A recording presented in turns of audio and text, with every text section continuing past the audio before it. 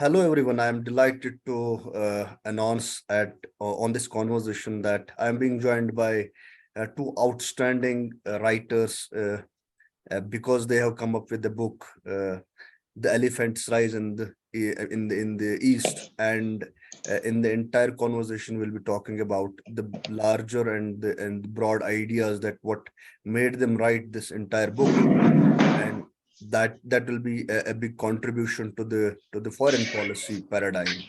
And I'm being joined by Don McLain Gill, who is a Manila-based director for South and Southeast Asia for Philippine Middle East Studies Association. And I'm also being joined by Vinay Kumar, who is an associate professor at the Maharashtra National Law University, Aurangabad. Uh, I mean, given the geographical distance that you both are actually located at, what made this entire thing possible for both of you to write this book and come up with a very good researched, well researched and well thought out analysis of the foreign policy and the larger overview of India's decade that's ahead. And most of the analysts in the foreign policy and the geopolitical domain do call India's rise as the biggest achievement of the world's largest democracy. I would like to welcome you both. Welcome on the conversation, Don McLain Gill and Mr. Vinay Kumar. Thank you. Thank you so much. Thank you so much, Miraj. And perhaps we could start with your initial question. Yeah, obviously, I'm just so excited to know more about it. And the first thing will directly go from the gun is that what made this entire thing happen for you? Over to you, Don McLain Gill. Right. Thank you. And first of all, thank you so much for having us here. It's a true pleasure with the excellent work you're doing for your particular channel, inspiring many. And of course, with the book, if I may start, and then we can, give the floor to Mr. Vinay Kumar. One thing that you've mentioned about geography being so far apart, you mentioned about geography being very far apart, and of course, while that may be so, there's really one pivotal element that connects us towards the theme of the book, and that is we share that blood and origin. I may be born and raised in the Philippines, but I'm Indian by origin. And this has significantly catalyzed that interest, that basic general interest, international politics, and of course, converging with our interests to, of course, look at it from a theoretical and conceptual foundation. We could definitely say that, well, from my end, particularly being in Southeast Asia, the rise of China narrative has been quite pronounced to the point that it has, of course, taken up center stage in global geopolitical discourses. However, if you look at it objectively, then we have to look into the rise of a multipolar Asia from a general and of course a holistic point of view, and it transcends beyond China. And we are looking into the rise of India as a potential pole in an emerging multipolar Asia.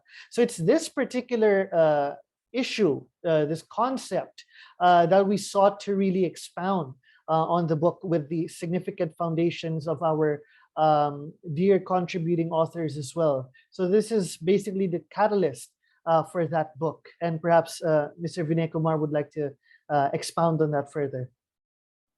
Now, before Professor can just come in, and I would like to actually tell him more about it, to extrapolate it a bit more and explain it a bit more for the audience that we have, and for me as well. Given the way the current geopolitical order is structured, and as Don McLain Gill told us that, okay, in the fraught geopolitical discourse where China is just, at the center stage, Chinese rise and the Chinese expansionism and Chinese diplomacy is at the center stage of the global geopolitics. What was the reason behind this publication? I mean, the Elephant's Rise. Yeah, I'm audible? Yes, sir, you are audible. Yeah, thank you. So actually, India is a rising power.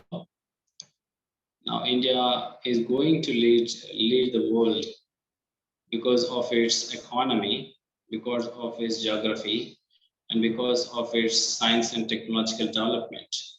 Now, if we think about the geographical setting of India, here India is the only country where which can counter the assertiveness of the China. So, which that is the reason why the United States are going to join with India in countering the assertiveness of the China. And in fact, if we look into the geographical contiguity of the states here, it is only India which can protect the sea lines of communication and also protect and provide the security to the neighboring states. So in the near future, by 2030 or 2040, India is going to be one of the leading power in the world. So with an aim and ambition, how India can achieve this goal, we have come up with this publication. That's an interesting thing. I mean, the center stage of everything is that it's the Chinese rise and the assertiveness that has actually bred to make India into what you term as the elephant's rise. Don McLain Gill, kindly makes understand about this thing that given the fraught geopolitical order that we are living in and we are part of, uh, isn't it too premature to call it that India will be one of the big powers in the geopolitical scheme of things in the near future, given the way that the neighborhood, given the way that the assertiveness of China in the India's near abroad thing. I mean, given what's happening in Middle East, given what's happening in the Indian Ocean region, given what's happening in the Southeast Asia, and given how the liberal order that's being powered and managed by US. How do you view it? How does it come to you as an analyst? Right. Thank you so much. That is a very pertinent question. And I think that involves the central theme of the book, because the book is not just a description, it's not just a narrative. It suggests a theoretical lens to look into, of course, the rise of India as an emerging great power in Asia. So, one of the main figures and one of the main reasons why India's rise has not been as openly accepted by academics around the world is because, first of all, it does not fit into the theoretical components of dominant theories of power politics. We look at the Thucydides trap, Graham Allison. You look into offensive realism by Professor Mearsheimer. India does not fit into their models because India goes beyond that. Let me explain very briefly. Now, if we look into the Thucydides trap, it focuses on one particular thing, that it's a very static picture, that when an emerging power comes, or an emerging great power, rising power comes, it will be inevitable for the rising great power to be in conflict with the established great power. Okay, that's one.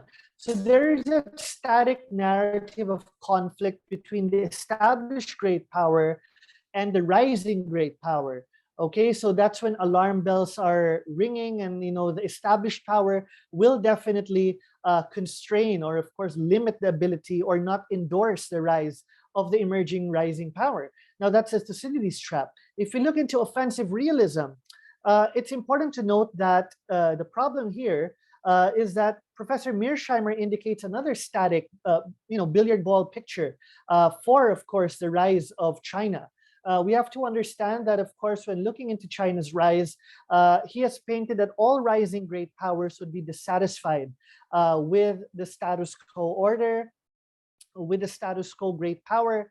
And of course, because of this, there would be intent to counter the particular rise of an established great power by the rising great power. And of course, the established great power would want to constrain or limit or bog down the growth of the rising great power. Now, this has been pertinent when it comes to the United States. And Professor Mearsheimer, in fact, stated that a rising great power, or in fact, the established great power, would only be centered on a specific regional area. So we look into the United States being the established great power of the Western Hemisphere. Because of the stopping power of water, there are limits, of course, to the power projection of an established great power. So, however, because of that, it would not tolerate any rising power in the Eastern Hemisphere. So he made a description of Europe, for example, during the Second World War, the rise of Germany, Nazi Germany, for example, the rise of Iraq as a regional power. The US did not tolerate that either. And of course, the rise of China, the US would not tolerate that either. And of course, these countries were not happy with the status quo order, the rules-based order, okay? So where does India fit in? Now, Professor Mearsheimer gave hints as to how we can describe a rising great power, a potential pole. He talks about the US, China, and a resurging Russia. So he talks about the population, that's one, military power capabilities, that's the second, and the economy, the overall economy, GDP. So he talks about China, Russia, and the United States. But then that arose our, our curiosity. Why not India?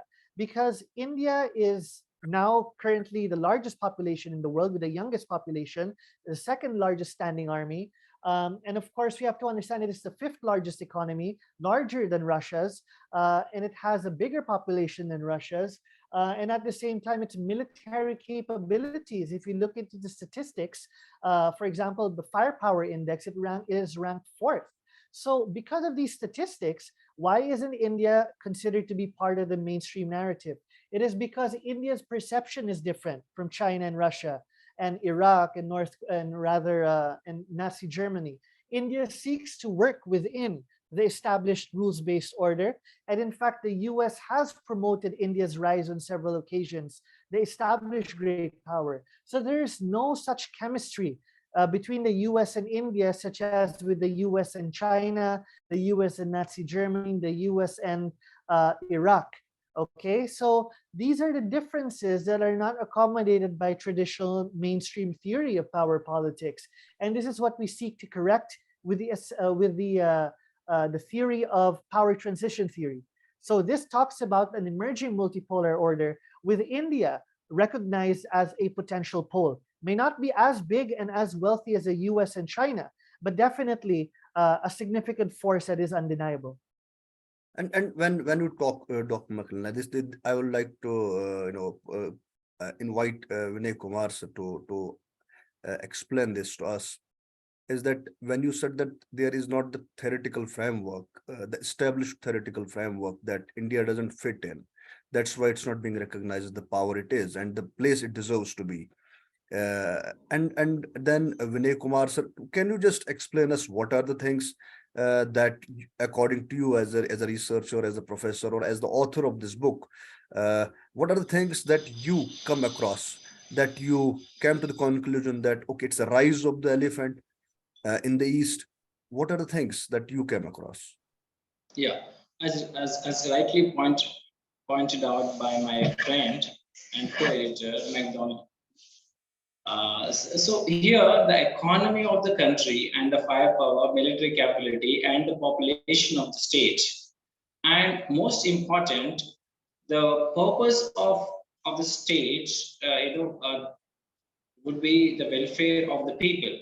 Now, it can be possible only when the material capabilities of the states increases day by day. Today, India being the fifth largest economy of the world, tomorrow it may be the third, second, or first. So it may be an emerging power in the near future. And we also need to understand whatever the theoretical perceptions that were provided to us are from the West.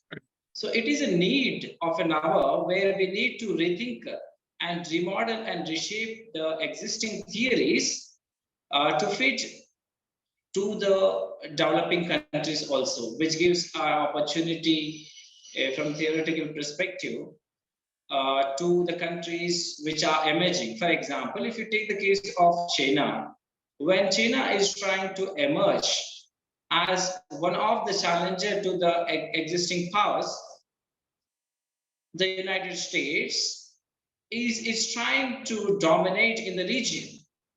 So this happens tomorrow with India also. We need to be prepared for that.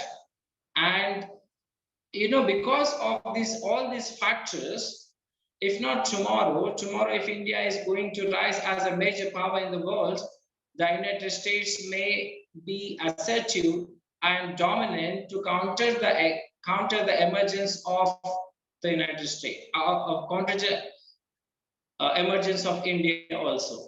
So it is a need that we need to project our country, that is India, as the emerging power and push the literature, and the people would know that India is one of the emerging power in the world. Yes, sir, go ahead. Yeah, this is the need of an hour, and we thought that as India is going to change the G20 presidency, so let's bring an edition of the book which would emphasize about the rising capabilities of India and how it is going to collaborate with the regional states to further the interest of not only India, but also the states which are in the region for benefit of all the regions and the states, and especially for the maintenance of international peace and security. So now India has the capabilities to protect the sovereignty and territorial integrity, not only of itself, but also, we can also provide the support for furtherance of democratic values in the Southeast Asia and South Asia and the Indo-Pacific region. So now it has been proving after 75 years of independence, India has been in having the capabilities to project herself as the major emerging state in the world. So under the leadership of the Honorable Prime Minister of India, and under the directions of the Minister of State, External Affairs Minister, so the India is trying to dictate the terms of the world. Today, if you take the case of an interview which was given by the Honorable External Affairs Minister, that is, whatever the problems that the Europe faces is not are not the problems of the world. So it has become a dictate in the terms of the foreign policy. And when the Prime Minister of India made a call to the Putin and said that this is not an era of war, now this has entered into the literature and dictating the terms of the world as far as the IR literature is concerned.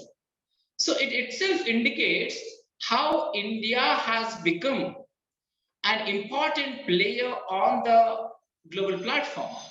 How India in the near future can dictate the international terms and how the states have to be. So now I think that after the 75 years of independence, India got the capabilities under the leadership of the External Affairs Minister, Jaishankar ji, and the Prime Minister of the country to showcase its capabilities. And it is what it is doing through the G20 presidency. And in the recent SEO meeting, the Defense Minister, Rajnath Singh, has also pointed out that it is a time where every country need to withdraw the support to the terrorism. and to root out the terrorism wherever it is. And in fact, this shows the commitment of the country for the maintenance of international peace. So this provides a opportunity for our country to emerge herself as a global leader. That's quite interesting. I mean, there is no denying the fact that when it comes to diplomacy of India over the last decade or so, India has been much active when it comes to structuring its position vis-a-vis Russia-Ukraine war, vis-a-vis Chinese aggression across the Himalayan border, and also the Chinese aggression across the maritime boundaries. I mean, there is no denying the fact. But this entire, I mean, there are analysts who will argue that okay, it's the India and US that has the convergence of interests and the narrative that backs it. I mean, isn't it too early to term it as the rise of India, even before India is preparing to play its active part, and is also have been playing the active part in the current diplomatic scheme of things? Don McLain, if we can just shortly just talk about it, that in the entire Indo-Pacific region, in the strategic autonomy debate, in the maritime infrastructure, in the diplomatic world, where does India figure out? Right. Thank you. And I'd like to build on from what Mr. Vinay Kumar has excellently expounded on. We have to understand that, when you talk about the rising narrative, for some, they actually consider China as a great power already, but this is not the case. China's capabilities beyond its immediate periphery, between Western Pacific, between this, beyond the South China Sea, is extremely limited. It is not like the United States that can freely project power in any part of the world. It has not reached that level yet. So up to now, China is still rising, because to be able to have that sort of credibility, you would need significant soft, hard, and smart power. Okay, and China may have significant economic clout. However, it is also being pushed back, even in terms of soft power. So yes, it may have a vast economy, but its ability to translate these economic gains into an effective and proactive foreign policy initiative that would complement its position as a potential great power is lacking. And in terms of military capabilities, it may have the largest navy in the world, but still, it is not yet up to par with its ability to effectively project far seas operations, such as in the Indian Ocean. And this is why its first base was in Djibouti in the Western Indian Ocean, because it is significantly lacking in the ability to project power on its own. So it will need logistic support.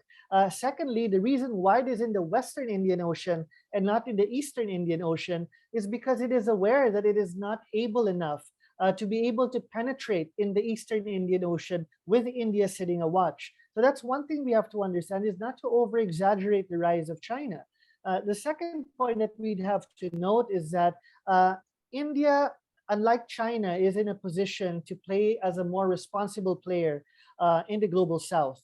If you've understood the first Global South Summit, the Voice of the Global South Summit, which is spearheaded by the Honorable Prime Minister Narendra Modi ji, we have to understand that no other country would be able to gain that political clout with the Global South. And China does try to do that. It tries to earn the goodwill of the Global South, but it's still lacking in its influence. If you look into the Belt and Road Initiative, for example, the reason why it is a success story, if you look at it from a general perspective in terms of its clout and influence, is because there are not enough alternatives that could definitely spearhead change that would serve as an alternative to the Belt and Road Initiative. And it's not even economic size. If you look into the G7, for example, the G7 have been trying to churn out initiative after initiative to counter the BRI. But because of the democratic bureaucratic limitations between and among G7 countries, they can't do it. China's autocratic system allows it to effectively mobilize resources domestically to internationally. And in fact, one of the key drivers of China's assertive foreign policy is because it is fueled by nationalistic sentiments at home. And this is why assertive policies are a way to spearhead nationalistic policies at home. So this is one particular issue. And if we look into India, it's a pluralist society that also spearheads, of course, sustainable changes within the society. It is better poised to really try to play a more proactive leadership role in an Asia that is also multidimensional, multifaceted, dynamic, and pluralistic. So, China does not have that ability to understand Asia the way India does because of its own experiences within. So, yes, there may be issues within India because of the vast pluralistic society, but it is nothing that it cannot not address. Okay, and it's doing a great job by doing that, despite the vast dynamicism that it has within. And this is the type of leadership that Asia needs, not one that tries to put a straight jacket on all the countries, but really tries to understand the balance between dynamicism, development, and growth. One last thing before I can go to Professor Vinay for last comment is that what are the immediate challenge that in your book you have mentioned about the rise of an elephant? I mean, that's the rise of of a largest democracy in the Right, world. right. That's India. Very, very briefly, okay, while the rise of India, and this has also been noted by Dr. Jayashankarji, the rise of India is undeniable, but the speed is something that will be in question. Okay, the speed would be challenged by both external and internal factors, basically the political and economic system within, and the ability of India to mobilize these resources externally. For the past few decades, India has had a problem with translating its resources to an effective foreign policy approach. And we're just recently trying to look into that, but of course, challenges may remain, not only domestically, but because of the shocks, for example, the situation in Eastern Europe, the pandemic, external shocks to supply chains can hinder that rise. So, but the rise will happen inevitably, but the speed is something that may be challenged, and we'd have to navigate through that effectively. Thank you so much for the last thing that you have actually elaborately explained the things that most of the students and researchers will do a follow-up and may take the notes from this. Professor Vinay, for the last thing, that what are the things that scholars will look into this entire book that we are being forwarded by you both, and you have co-authored it, and then a researcher like in the IR domain, what are the things that he has to take into consideration while approaching the entire book, be that theoretically or be that from the practical point of view? You're on mute. You can unmute first. You're mute, Vinay.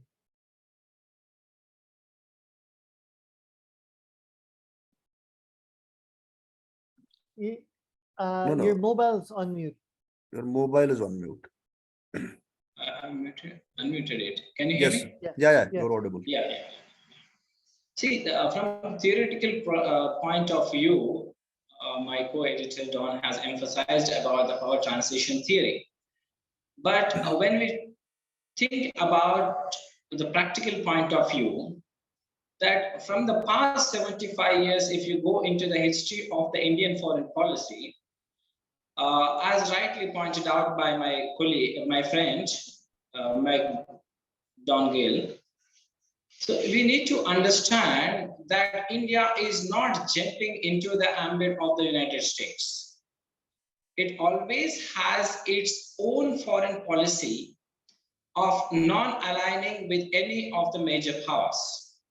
We need to understand that India protects its national interests rather than drifting towards either of the powers or drifting herself into the power conflict. Now here in our book, we have emphasized about how India can collaborate with neighboring countries or with the Asian countries. We have emphasized about the West Asia, Central Asian republics, Southeast Asian nations, and Australia and Japan. So how we can collaborate with each other, how we can be synergize our efforts to counter the assertive forces in this region. So we need to understand that India is not going to take a drift into the ambit of any superpower. It is driven by its national interest. Either if you take the case of the energy security today, we are importing the energy from Russia, but also at the same time, we are balancing this act with the Western powers. We are able to make sure that India never tries to pull into the ambit of any of the superpowers, but only it is driven for the welfare of its people and for the protection of international peace and security, and to preserve and maintain the democratic values around the world. So this is the aim and ambition of India.